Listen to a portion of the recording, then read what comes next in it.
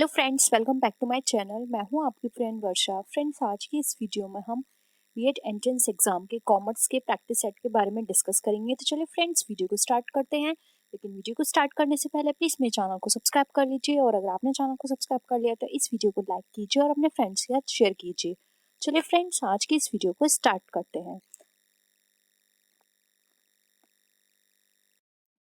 First है हमारा question, construction contract related to, यानी कि फ्रेंड्स कंस्ट्रक्शन कॉन्ट्रैक्ट जो होता है वो किससे रिलेटेड होता है? Accounting standard 7, accounting standard 10, accounting standard 5 या अकाउंटिंग स्टैंडर्ड 6? तो फ्रेंड्स कंस्ट्रक्शन कॉन्ट्रैक्ट जो होता है वो हमारा अकाउंटिंग स्टैंडर्ड 7 से रिलेटेड होता है। नेक्स्ट क्वेश्चन पे आते हैं हम, एम्प्लॉयज बेनिफिट रिलेटेड टू, यानी कि जो एम्प्लॉय बेनिफिट्स हैं वो किससे रिलेटेड है? Accounting standard 15, accounting standard 16, accounting standard 17 या अकाउंटिंग स्टैंडर्ड 18? तो फ्रेंड्स एम्प्लॉय बेनिफिट एक्ट जो है हमारे वो हमारे रिलेटेड है अकाउंटिंग स्टैंडर्ड्स 15 से। अकाउंटिंग स्टैंडर्ड 15 में हमें एम्प्लॉय बेनिफिट्स के बारे में बताया गया है, रिटायरमेंट के बारे में बताया गया है। हम नेक्स्ट बात करते हैं अपने दूसरे क्वेश्चन पे। थर्ड क्वेश्चन है बोरोइंग्स कॉस्ट रिलेटेड टू, यानी कि जो बोरोइंग कॉस्ट होती है वो हमारी किससे रिलेटेड होती है? Accounting standard 17, accounting standard 14, accounting standard 16 या अकाउंटिंग स्टैंडर्ड 19?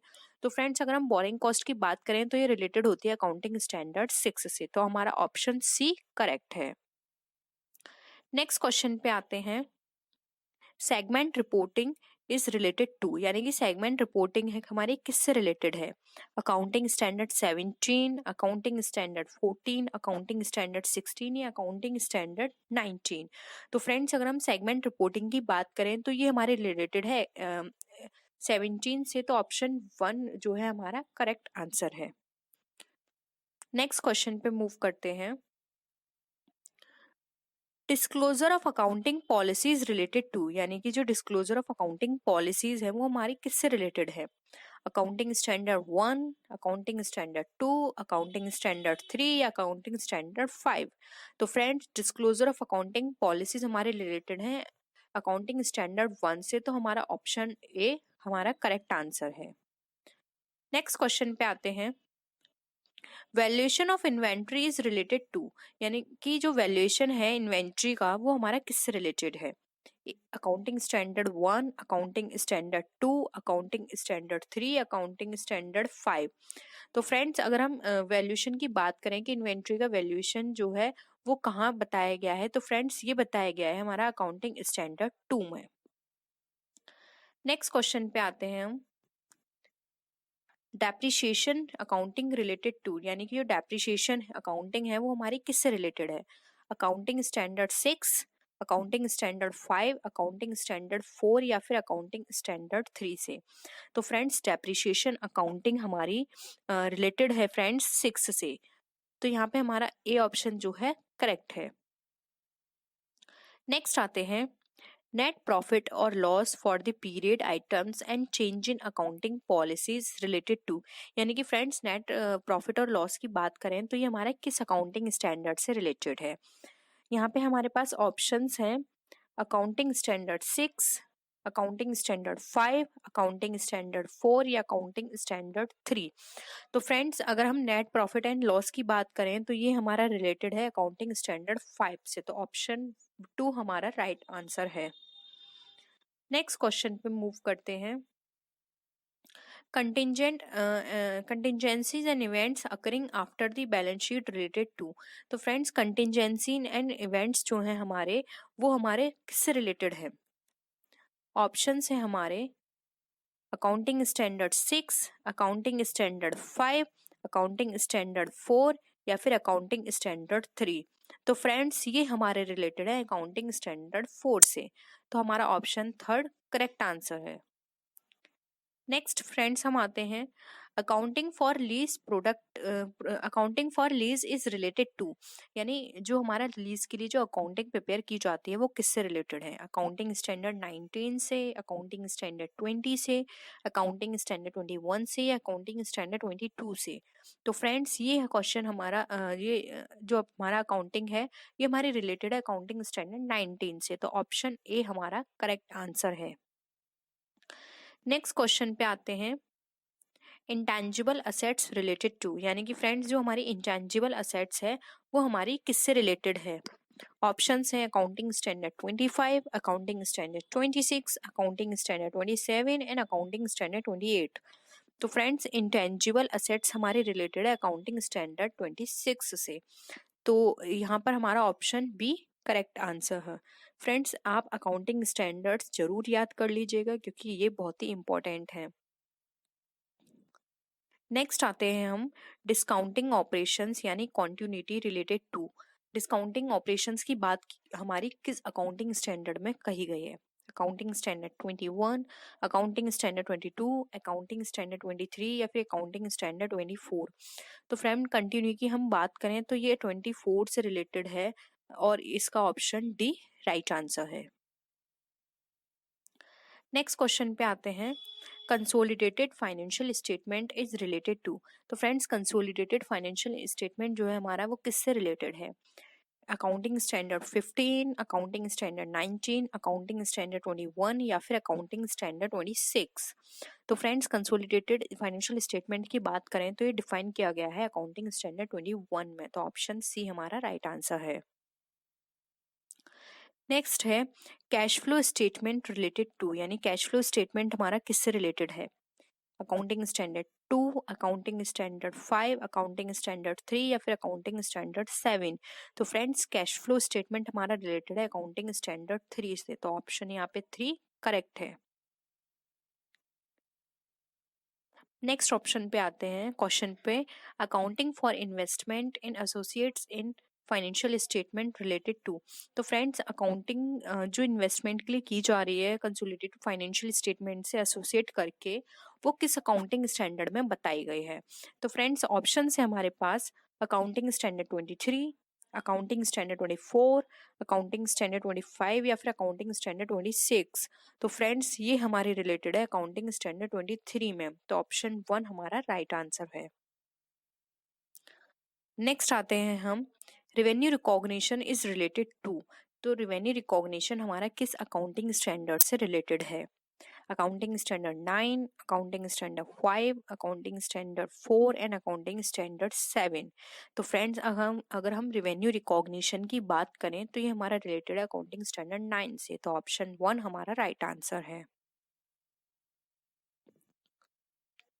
नेक्स्ट क्वेश्चन पे आते हैं, accounting for amalgamation is related to, यानी कि जो अमलगमेशन की अकाउंटिंग है वो किस अकाउंटिंग स्टैंडर्ड से रिलेटेड है। Accounting standard 14, accounting standard 13, accounting standard 19 या अकाउंटिंग स्टैंडर्ड 20। तो फ्रेंड्स अमलगमेशन हमारा रिलेटेड है अकाउंटिंग स्टैंडर्ड 14 से, तो ऑप्शन 1 हमारा राइट आंसर है। नेक्स्ट है joint ventures are related to, यानी ज्वाइंट वेंचर्स जो हैं हमारे वो किससे रिलेटेड हैं। तो फ्रेंड्स ऑप्शन है हमारे पास accounting standard 24, accounting standard 25, accounting standard 26 या फिर अकाउंटिंग स्टैंडर्ड 27। तो फ्रेंड्स अगर हम ज्वाइंट वेंचर्स की बात करते हैं तो ज्वाइंट वेंचर्स फ्रेंड्स हमारे रिलेटेड है अकाउंटिंग स्टैंडर्ड 27 से, तो ऑप्शन डी हमारा यहाँ पे राइट आंसर है। नेक्स्ट क्वेश्चन पे आते हैं, earning per share related to, यानी अर्निंग पर शेयर जिसको हम ईपीएस भी बोलते हैं, ये हमारा किस अकाउंटिंग स्टैंडर्ड से रिलेटेड है। Accounting standard 19, accounting standard 20, accounting standard 21 या फिर अकाउंटिंग स्टैंडर्ड 22। तो फ्रेंड्स ईपीएस हमारा रिलेटेड होता है अकाउंटिंग स्टैंडर्ड 20 से, जो कि हमारा यहाँ पे बी ऑप्शन जो है करेक्ट है। नेक्स्ट आते हैं, रिलेटेड पार्टी डिस्क्लोजर्स हमारे किस अकाउंटिंग में स्टैंडर्ड में बताए गए हैं। Accounting standard 15, accounting standard 17, accounting standard 18 या फिर अकाउंटिंग स्टैंडर्ड 19। तो फ्रेंड्स अगर हम रिलेटेड पार्टी डिस्क्लोजर की बात करते हैं तो डिफाइन किए गए हैं 18 के अंदर, तो यहाँ पे हमारा थर्ड ऑप्शन जो है वो करेक्ट है। नेक्स्ट क्वेश्चन पे आते हैं, accounting for research and development is related to. तो accounting for research and development हमारा किससे रिलेटेड है। Accounting standard 4, accounting standard 8, accounting standard 11 या अकाउंटिंग स्टैंडर्ड 15। तो फ्रेंड्स रिसर्च एंड डेवलपमेंट की बात करते हैं तो ये अकाउंटिंग स्टैंडर्ड 8 से रिलेटेड है। अकाउंटिंग स्टैंडर्ड 8 में रिसर्च एंड डेवलपमेंट के प्रोविजंस के बारे में बताया गया है, तो यहाँ पे ऑप्शन हमारा बी करेक्ट है। नेक्स्ट क्वेश्चन पे आते हैं, accounting for fix assets is related to, यानी कि फ्रेंड्स फिक्स असेट से रिलेटेड जो अकाउंटिंग के प्रोविजंस हैं वो कहाँ डिफाइन किए गए हैं? अकाउंटिंग स्टैंडर्ड 16 में, अकाउंटिंग स्टैंडर्ड 10 में, अकाउंटिंग स्टैंडर्ड 15 में, या फिर अकाउंटिंग स्टैंडर्ड 11 में? तो friends accounting for fix assets की बात करें तो ये डिफाइन किए गए हैं 10 में, तो यहाँ पे हमारा ऑप्शन बी करेक्ट है। नेक्स्ट क्वेश्चन पे आते हैं, the effect of changes in foreign exchange rate is related to, ये हमारा किससे रिलेटेड है? अकाउंटिंग स्टैंडर्ड 10 से, अकाउंटिंग स्टैंडर्ड 11 से, अकाउंटिंग स्टैंडर्ड 12 से, या फिर अकाउंटिंग स्टैंडर्ड 13 से? तो फ्रेंड फॉरेन एक्सचेंज के प्रोविजंस के बारे में बात करें तो ये डिफाइन किए गए हैं अकाउंटिंग स्टैंडर्ड 11 में, तो ऑप्शन बी हमारे यहाँ पे करेक्ट है। नेक्स्ट क्वेश्चन पे आते हैं, accounting for investment is related to, यानी कि इन्वेस्टमेंट से रिलेटेड अकाउंटिंग्स को कहाँ पे डिफाइन किया गया है? तो फ्रेंड्स यहाँ पे ऑप्शंस हमारे गिवन है, accounting standard 11, accounting standard 12, accounting standard 13, या फिर अकाउंटिंग स्टैंडर्ड 14। तो फ्रेंड्स यहाँ पर अकाउंटिंग स्टैंडर्ड 13 में हमारे इन्वेस्टमेंट के अकाउंटिंग के बारे में प्रोविजंस गिवन है, तो यहाँ पे ऑप्शन थर्ड हमारा करेक्ट आंसर है। नेक्स्ट क्वेश्चन पे आते हैं, accounting for government grants related to, यानी कि गवर्नमेंट ग्रांट्स के बारे में अकाउंटिंग के प्रोविजंस किस में डिफाइन किए गए हैं? Accounting standard 11, accounting standard 12, accounting standard 13, या फिर अकाउंटिंग स्टैंडर्ड 14? तो फ्रेंड्स यहाँ पर आप 11 पढ़ चुके हैं, 13 पढ़ चुके हैं, 14 पढ़ चुके हैं, तो इसका आप आंसर इजीली दे सकते हैं। यहाँ पे इसका आंसर है 12, जो कि है इसका ऑप्शन बी। नेक्स्ट आते हैं हम, accounting for taxes on income related to, यानी कि जो टैक्स से रिलेटेड जो अकाउंटिंग है उसके प्रोविजंस कहाँ गिवन है? अकाउंटिंग स्टैंडर्ड 11 में, अकाउंटिंग स्टैंडर्ड 23 में, अकाउंटिंग स्टैंडर्ड 22 में, या फिर अकाउंटिंग स्टैंडर्ड 14 में? तो फ्रेंड्स अगर हम यहाँ पे टैक्सेस की बात करें कि इसके प्रोविजंस कहाँ गिवन है, तो इसकी प्रोविजंस गिवन है अकाउंटिंग स्टैंडर्ड 22 में, तो ऑप्शन सी यहाँ पे हमारा करेक्ट आंसर है। नेक्स्ट आते हैं, financial instruments recognition and measurement related to, यानी कि financial instrument recognition and management के जो प्रोविजंस हैं वो हमें कहाँ गिवन है?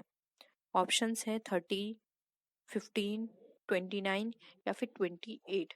तो फ्रेंड्स अगर हम प्रोविजंस वो financial instrument recognition and measurement की बात करें तो ये हमारे 13 में गिवन है, ऑप्शन यहाँ पे 1 हमारा करेक्ट आंसर है। नेक्स्ट है, impairment of assets related to, यानी कि जो इम्पेयरमेंट ऑफ असेट्स के लिए प्रोविजंस जो है वो हमारे कहाँ पे गिवन है?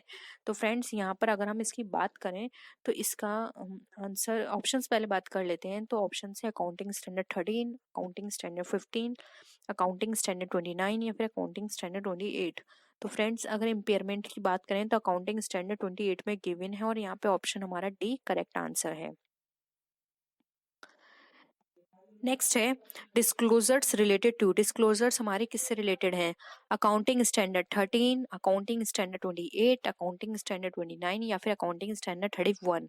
तो फ्रेंड्स डिस्क्लोजर्स से रिलेटेड प्रोविजंस जो हैं वो हमारे यहाँ पर अगर हम बात करें कि किससे रिलेटेड हैं तो यहाँ पर ये रिलेटेड है 31 से, तो ऑप्शन डी यहाँ पे हमारा करेक्ट ऑप्शन है।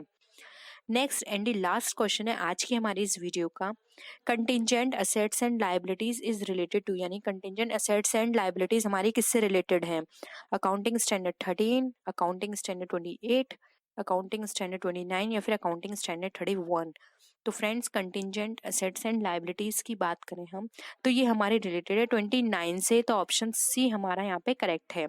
तो फ्रेंड्स ये थी हमारी आज की वीडियो। आई होप आपको वीडियो पसंद आया होगा। वीडियो पसंद आए तो वीडियो को लाइक कीजिए, अपने फ्रेंड्स के साथ शेयर कीजिए। फ्रेंड्स इस वीडियो में हमने सारे अकाउंटिंग स्टैंडर्ड्स को इंक्लूड किया है। आई होप आपको अकाउंटिंग स्टैंडर्ड्स क्लियर हो गए होंगे, और अगर किसी भी तरह की कोई भी क्वेरी हो तो आप नीचे कमेंट सेक्शन में लिख सकते हैं। हम कोशिश करेंगे जल्द से जल्द उसको पूरा करने की। और आप मेरे फेसबुक पेज और इंस्टा आईडी से भी मुझसे कनेक्ट हो सकते हैं, डिस्क्रिप्शन बॉक्स में उनका लिंक गिवन है। तो फ्रेंड्स नेक्स्ट वीडियो में हम फिर मिलते हैं और भी अच्छी वीडियोस के साथ। तब तक के लिए बाय बाय।